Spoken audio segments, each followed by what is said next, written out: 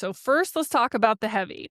Like, you just got to get after it. And so there's a few ways to gauge if you are lifting heavy enough.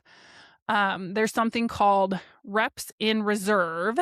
So that's where you pick a weight where you can complete the set and only be able to do 1 to 3 more reps before failure. So you're stopping right before failure. Like if you're just like horrible form and you're failing, like you've gone too far. And that's the biggest trigger for me that I need to go down in weight, or if I'm pushing too much, is if my form starts to get horrible and I'm failing. So a lot of it initially for me, trying to do reps in reserve is just testing it out. Like you have to get the technique down. You can do that with a warm up and then slowly increase to the right heavy weight to start testing your limits, to ease into it. And there's some days where I just feel like shit and my heavy weight is going to be less than the week before. And that's okay. As long as over time, you're kind of slowly increasing and pushing it over time. And then there's some lifts where, because you can't do 5-pound bicep curls for a year and expect to build any muscle.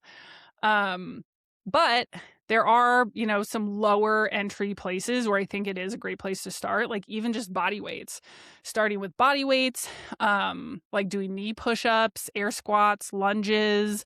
Like those are all great ways to get the movements down and start to prime your body before adding weights.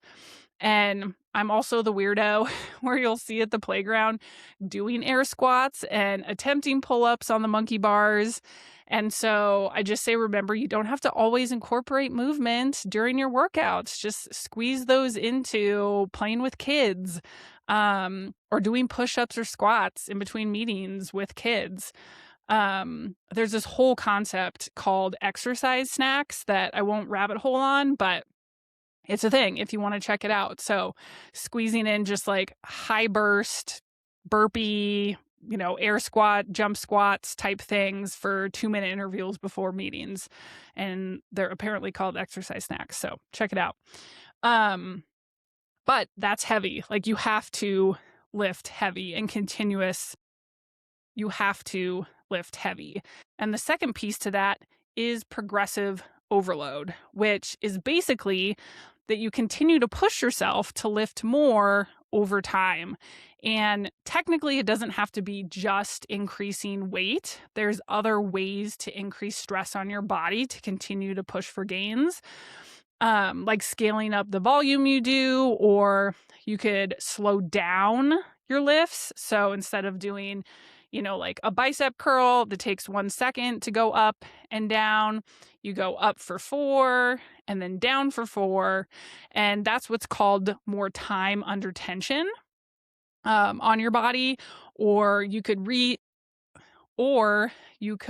decrease your rest time between sets. So for example, right now I rest 90 seconds between sets, but you could also shorten that to 60. But for me, the biggest thing that I do for progressive overload is to continually increase the actual weight that I'm lifting over time. So for example, for barbell back squats, I started I think at like 95 pounds, and now I'm up to 165 on a good day. And so next week I'll put on 5 more pounds after a warm up to see if I can do it. So I'll try 170, and if I can do 8 reps with great form, then awesome. And after that, the following sets, I might have to scale down to get into that 8 to 12 rep range, because again, at 170, I'm doing 8 and I want to stay in that 8 to 12 range. So I might have to go down to 165 or do 7 reps. But that's fine.